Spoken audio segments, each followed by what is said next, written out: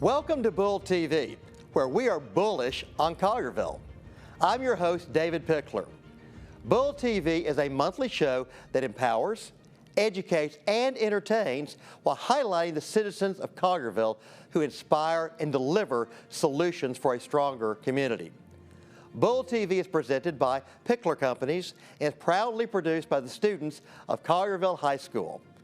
We invite you to watch our show at www.bulltv.show, thebullnetwork.com, and CHS-TV 19.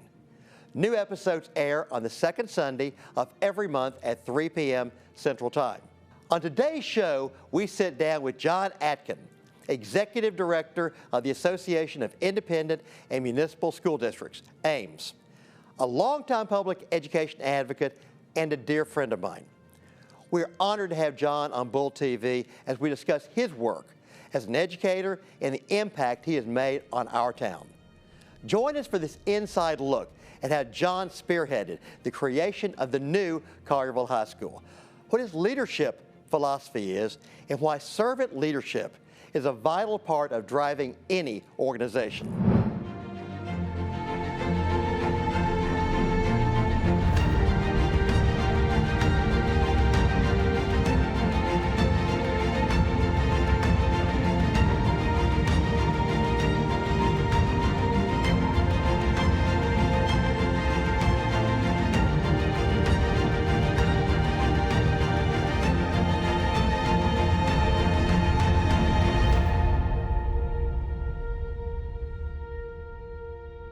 Today I'm joined by John Aitken, Collierville resident and respected educational leader. John has worn many hats in public education, including teacher, principal, and superintendent. John retired from Shelby County Schools as superintendent in March of 2013, after serving in that capacity since 2009. Previously, he served as Shelby County Schools Assistant Superintendent of Student Services, Leadership, and Safety. In December of 2013, John was named superintendent of the newly formed Collierville Schools by unanimous vote of the Collierville School Board. John earned a BSc degree in math from Henderson State University in Arkadelphia, Arkansas, and received a master's degree in education and administration supervision from the University of Memphis. His career as an educator in Tennessee began in 1983 as an advanced math and geometry teacher at Collierville High School. After 9 years in the classroom, he entered the school administration as assistant principal at Houston High School and was named principal of Houston High in 1997. John currently serves as executive director of the Association of Independent and Municipal School Districts and attends Collierville United Methodist Church. John and his wife Jody are parents of 3 children, Bruce, Shay, and Hallie. He is a proud grandfather of Swayze and Truett. John, thank you for joining us on BullTV. Thanks for having us. Well, now, John, we're going to kind of get rolling with this. As we always do, we're going to start off with a real softball for you. Okay. So, in 3 words, who is John Aitken? 3 words. 3 words. Tall, loud, obnoxious. That works. No, we're gonna try another shot with that. Okay. Tall's probably appropriate. We can go for tall. I think energetic, dedicated, some of the words that come to mind. You know me, I'm not going to throw a lot of them out there, but passionate about a lot of things would probably be another good adjective to describe me. You know, you and I both know, having been in the arena, there's a lot of other words people have for us, both good and bad. Yes, there are. So, what is your favorite part of living and working here in Collierville? Oh gosh, I mean, Cameron and I were talking before this interview. I moved to Collierville in 1983. 7,000 residents then, one elementary, one middle, one high school. But as we've grown in Collierville, now over 50,000, and I've watched the dynamic things that have happened. I think probably the thing that makes me most proud is they've been able to retain that small town feel with all of the things that happen at the square, all of the events, all of the civic organizations and service organizations that happen in the town that have been able to maintain that feel for it. Even though it's 50,000, it doesn't feel like it. And I tell visitors all the time, I tell families, if they've never been on the square at 2 different times, particularly during the summer for all the concert series, but boy, in the Christmas season and the holiday season, and the square is lighted. It's magical. So I really applaud the town leadership for being able to maintain that piece. But it's residents. I mean, you know, Collierville is a resident-driven community, and people are want it to be good, and so they do whatever they can to make it happen. Well, it is the people. I remember some of the first people I met in Collierville, people like Tom Brooks and Herman Wright Cox and Joe Clayton, and you know, and they, of course, they talked and they gave great credit to the schools for making Collierville what it really is. But even as we've seen a transition of new generations of leadership, you know, how these generations have continued to keep that same focus on those core values. I think it really makes Collierville great. Yeah, and it's a great place to raise a family. I mean, that's what keeps this community going and this area going. And as you mentioned, obviously a lot of pride in the schools, and I know we're going to talk a lot about the schools later in the interview, but I can remember Mayor Herman Wright Cox putting that fist down on that table before and saying, you know, the only reason we exist in this community is because of the excellent schools, and that tradition has carried, and now the tradition continues with Wright, his son, as chairman of the Collierville School Board, and shows that same passion. So those legacies are important. The people you mentioned, my gosh, I mean, what legacies? Mr. Tom, you know, we bought all our prescription drugs there in his drugstore, so we've been around forever. Gosh, don't get me started on Mr. Joe. You know what a great man he was, and we lost an icon with him recently. But all the influence that he had on education in this area, and that's just 3. I mean, you know, they're numerous. So John Green, some of the others. Yeah, and John Green has worked with Collierville Education Foundation. That's still going, and with the mini grants, I've never seen teachers get so excited about $50 mini grants in my life. But every year you feed them and you give them mini grants, and it's the highlight of the school year. And it's you just have to applaud people like that who are willing to invest in the community. It's great stuff. You know, I was questioning this. You know, I think people ought to know what it was that brought you from West Helena to here in Collierville, in the Memphis area. Now, obviously, many of us know about the legend of the Elvis tribute artist that really lies beneath your persona, but I'm guessing that maybe wasn't the primary reason that brought you here. Not the primary. Her name is Jody. Jody and I were dating in West Helena, and she had accepted a job at the newborn center. Jody is my wife is a phenomenal nurse, and you can go around this community in Shelby County now and talk to people who she was their nurse, particularly if their baby was born and needed neonatal ICU care. She started out at the Regional Medical Center in the world's largest ICU at the time, neonatal ICU. So she had accepted a job up there. I had actually applied for a job in Shelby County Schools. I was teaching and coaching in West Helena. We were not married at the time. So we laughed. So I applied for a job at Bartlett and did not get it. Good friend of mine, Ken Demetrio, you remember Ken, who just recently retired. We teased each other about that since. He got, they needed a girls softball coach, and even though I volunteered to coach anything, that probably was a smart move on their part. So I accepted a job in Little Rock, Arkansas, at Joe T. Robinson High School, and we were going to keep the long distance relationship, and it was probably second week of June, I got a call to come interview at Shelby County Schools again, and another icon of education. Mary Elizabeth Barnett was the vice principal, the first year of vice principal model in Shelby County Schools. And so went down there and interviewed, and she said, I need you to go. They needed a math teacher, And would I coach? Well, as I used to tell any candidates when they interviewed for jobs, if they ask you, can you do anything extra, you say whatever you need me to. So I did and answered the question, whatever. So I needed freshman football, assistant basketball, and track coach. So she said, but I need you to go out and meet 2 people. And talking about icons.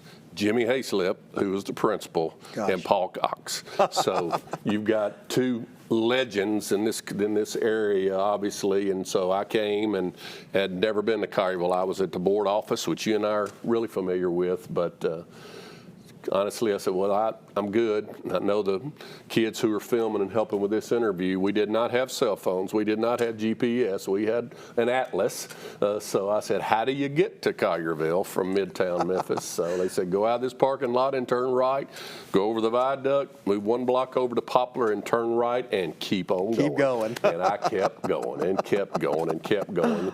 And so I met him where the district office is currently, and we met at the gym there, Jimmy Hayslip, and then Paul came over and I coached and then accepted the job. So Jody and I got married and we moved that summer. So 1983. Wow. So crazy to believe. Fun story. Coached freshman football, 0-6, scored 1 touchdown. Coached assistant basketball, 23-2. So they came to me after basketball and they said, you okay if we go look for another freshman football coach? I said, I completely understand. They hired Andy Clayton to be freshman football. So, yeah, it's a that worked out great, okay. Yeah, pretty good story. So, good friend of mine to this day. So, yeah. That's great. You know, well, you talk about Jimmy Hayslip. First of all, what an amazing man. And when I first joined the school board, Jimmy was up there running PR and communications. And no one I've ever seen can introduce a speaker. That's what I was about to say. The way Jimmy Hayslip, I said that was my life's ambition to somehow be introduced by Jimmy Hayslip. But, you know, what a great and amazing man. I was called Big Coach. That's what he called me to this, you know, till his last days. I was Big Coach. And, yeah, I never got the opportunity. Mike Tebby carried on the tradition fairly well. But Mike did very well. Jimmy Hayslip was the man. He was something. Now, obviously, you and I have been great friends for many, many years and have both fought the battles for public education in our community. So tell me a little bit of how you got started in public education advocacy. Well, probably even as a kid going to school, you know, in Helena, West Helena, Arkansas, got a great public education, but you and I both grew up in the time, you probably didn't get affected by it as much, but I grew up in a time of desegregation. So where schools that used to be separate were pulled together, and you know, it affected communities. And my parents took a stand that public education was where we were going to be. So it was ingrained in me, obviously, that the things that public education offers, this country needs. Exactly. And so the principles that our country is built on, we learned, you know, and we're taught that in public education. So obviously that had a great influence. I went to a public college, public university. You messed up a while ago when you said I went to Henderson State University. It's the Henderson State University, so we have to get that straight. But no, got fortunate enough to play basketball and received a scholarship, and really had no, you know, it was just an opportunity for me to attend college, and would have gone, but it was a great opportunity that helped my parents out a lot. But so, you know, coming back, I actually taught for a couple of years in private school, and I could see the things in the back in West Helena, and that's where Jody and I met. So the best thing that happened out of that 2 years is I met Jody. So when the opportunity came, I've been involved in public education, obviously, officially since 1983, so in Tennessee. So that's the start. But gosh, I have to credit you and school board members and influential people in this community of being so passionate about the things that it has to offer. I know you remember because you don't forget anything, but gosh, one of the most touching and moving ceremonies I think I've ever attended is when we awarded the World War II graduates the diploma, and I got to sing the national anthem for that group. And man, you're talking about moving, but that kind of impressed on me. I don't know if I ever told you that's the thing that we can offer through public education. And you know, my kids all went to public schools. My grandkids are now in public school right down the street, and so I'm so proud of here and what happens in public schools here. And I was going to throw this in later, but I think it's a great time. Collierville Schools today named the #1 school district in Tennessee by the niche rankings. So that makes all of us proud of what we've done here. So and now my work. I know moving on down through the interview questions probably coming up, but my work now as executive director of AIMS with Tennessee School Board Association is really having to advocate probably more than I ever envisioned with things that are going on in Nashville now, and it's just not a Tennessee thing. It's a national trend now of things that we're having to fight for in public education. But I don't know that our country can survive without a strong public education system. Well, could not possibly agree more. And that you talk about that the World War II graduation ceremony we had at the old Rock and Soul Museum. Rock and Soul. And a lot of people may not know they may know you as the Elvis tribute artist. And they know the beautiful singing voice that you have shared for so many times. They may not know that you actually shared the stage that day with the Right Reverend Al Green. Right Reverend Al Green, sure did. And for those of us who are there, we think that maybe you did a better job. I don't know. I appreciate that. Well, that's fantastic. So you've talked about this a little bit already. You've obviously had an incredible career with our town school system. Talk to us a little bit about the journey that you went through from Shelby County School Superintendent to Collierville Superintendent, now to the role that you have with AIMS.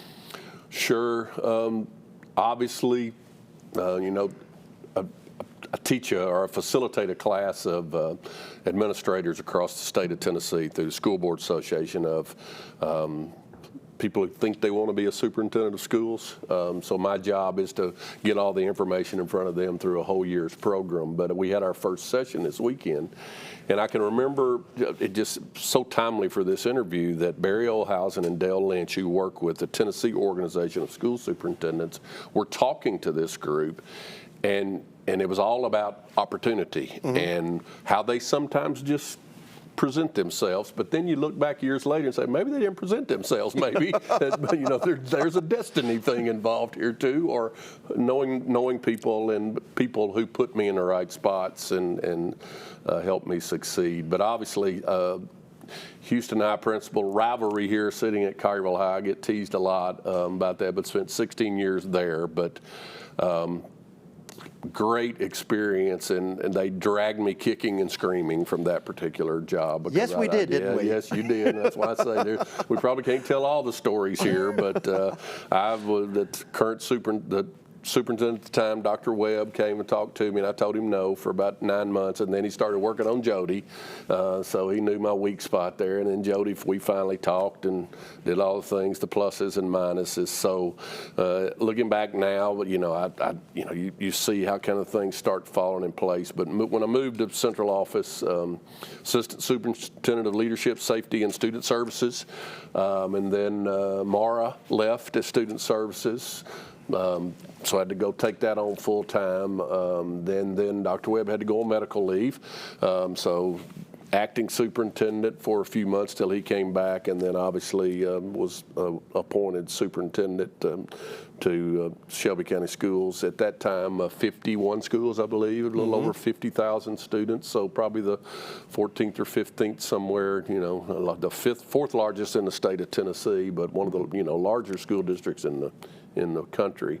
And don't forget, the only large school system that was the top 100 in largest in size and the top 100 in best in quality as well. That's right. Well, yeah, we had great times there till our world got rocked a little bit. But a little bit. Yeah. So, I told the group this past weekend. By the time I figured out where my office was as superintendent, we got some things going, and then began this push. I feel like maybe some anti-public education push began pretty quickly in there, but the next year they had a special session and we were awarded $500 million in Race to the Top money in the state of Tennessee. So the second year of my tenure in Shelby County Schools was, planning. We got a large sum of money to facilitate those particular programs that, changing teacher evaluation system, introduction of a lot of charter schools, a lot of accountability model changed, how you evaluated teachers and administrators. So a lot of planning to do with our staff then, and had some great people on staff. My gosh, we had a great team. And then in December 20th of 2010 is when Memphis City Schools surrendered their charter. So the remainder of my tenure at Shelby County Schools, we know where we've spent a lot of time in federal court. And then as that rocked along, and a lot of time at state legislature, where I'm currently going a lot right now.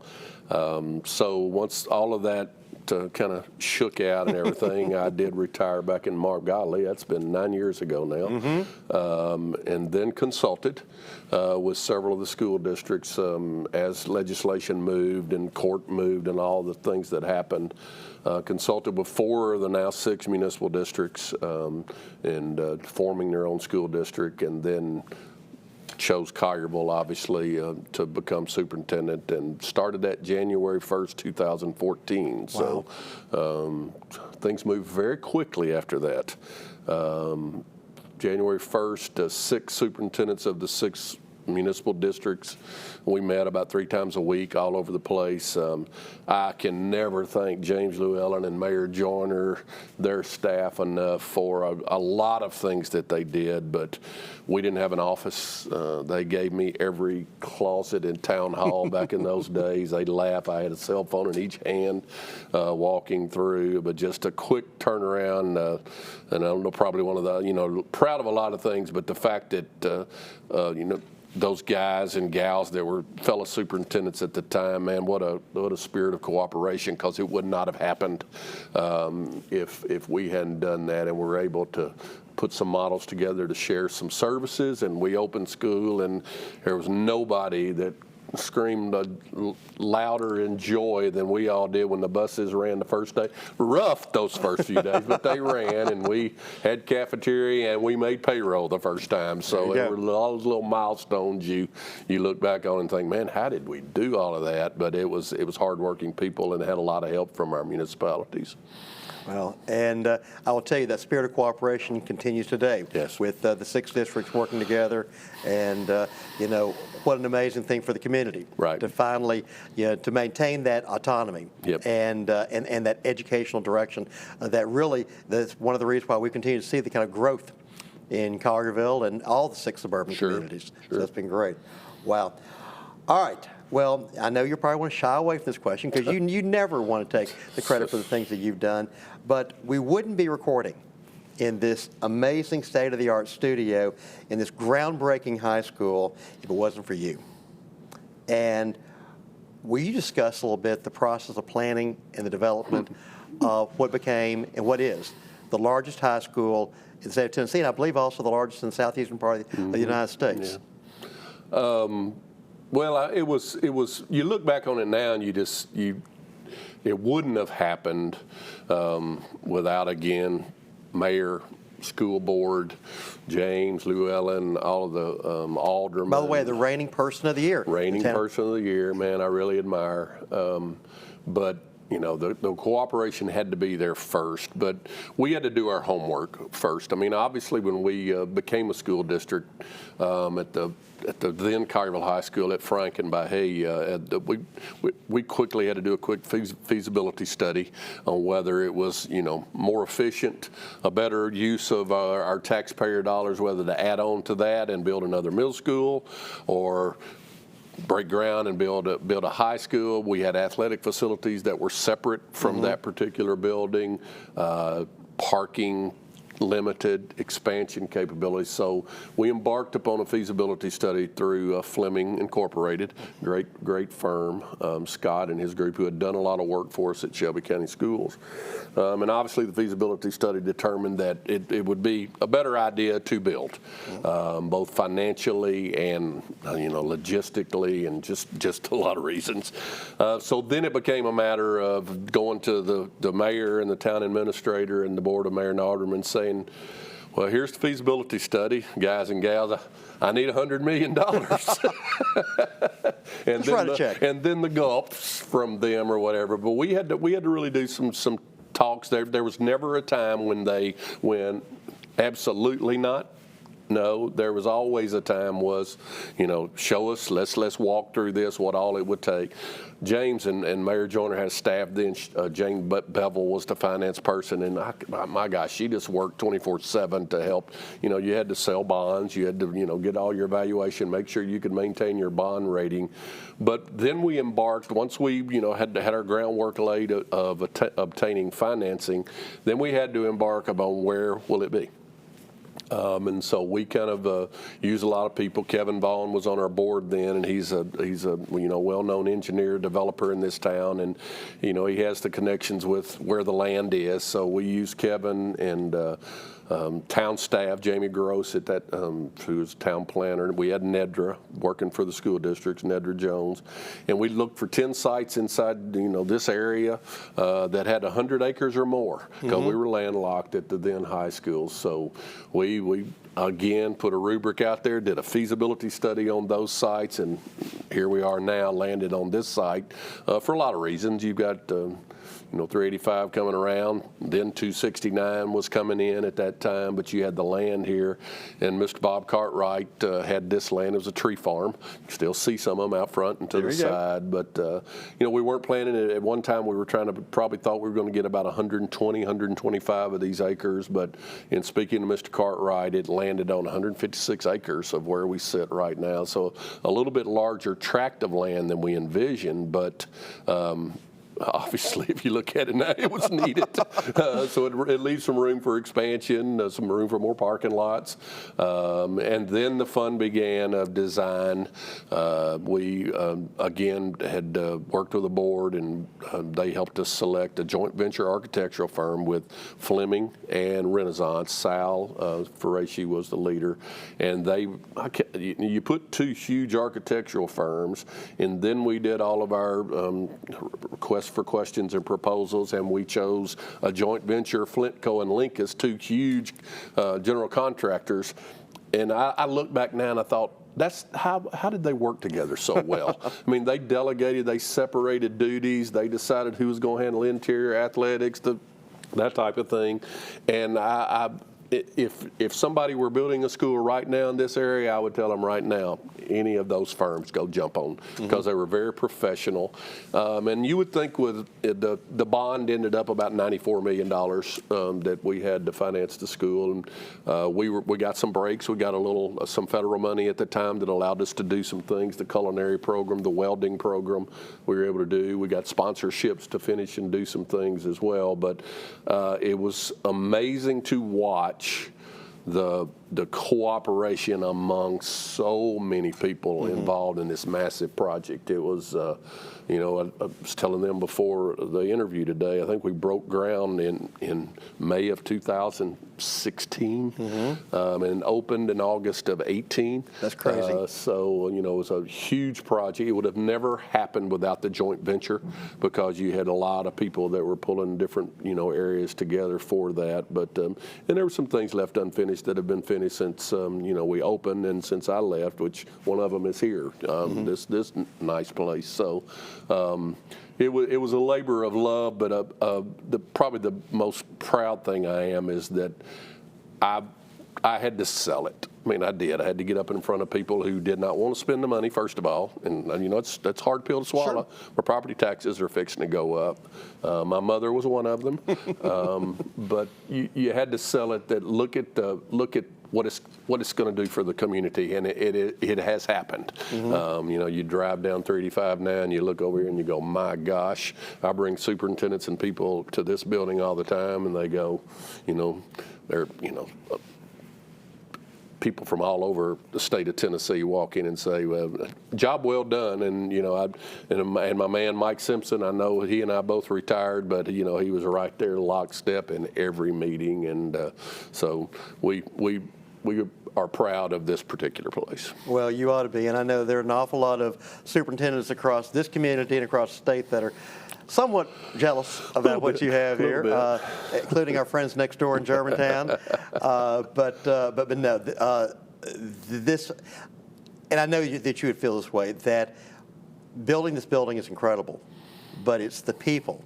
Sure. And the things that happen and what it enables the students who come through and to fulfill their dreams and accomplish, and build their potential. It's just an incredible opportunity. Yeah, I think probably you have proud moments after it's built.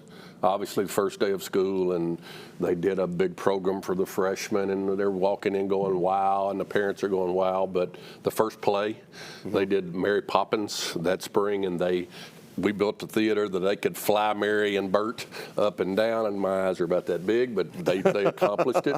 I didn't tell Mike Simpson that was going on, by the way, until after the fact. But and then obviously the football and the athletic complex. When you go to a football game and the whole community's there on a Friday night, or you go to the first regional basketball tournament held in the gym.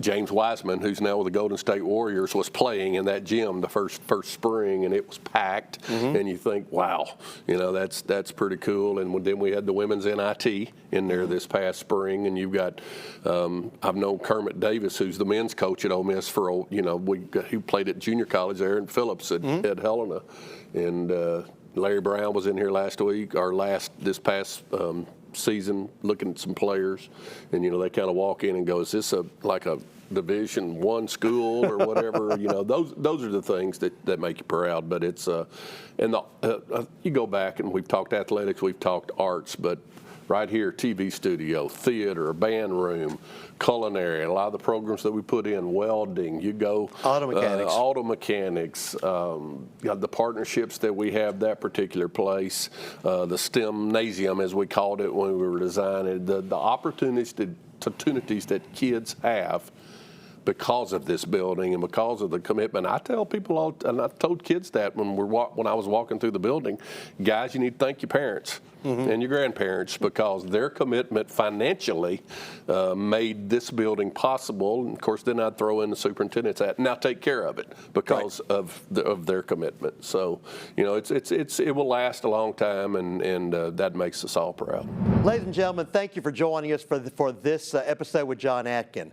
We had intended to spend 30 minutes talking with John about his amazing career and the things that he has done in education for the town of Collierville. But there was so much incredible content that we want to ensure that you got to see all of it. So what we're going to do is we're going to end this episode now and invite you to come back next month as we watch part 2 of our conversation with John Aitken. And I promise you, you do not want to miss the things we have to say next month as we continue to talk about the amazing life and the incredible impact that John Aitken has had on public education and on the town of Collierville. See you next time.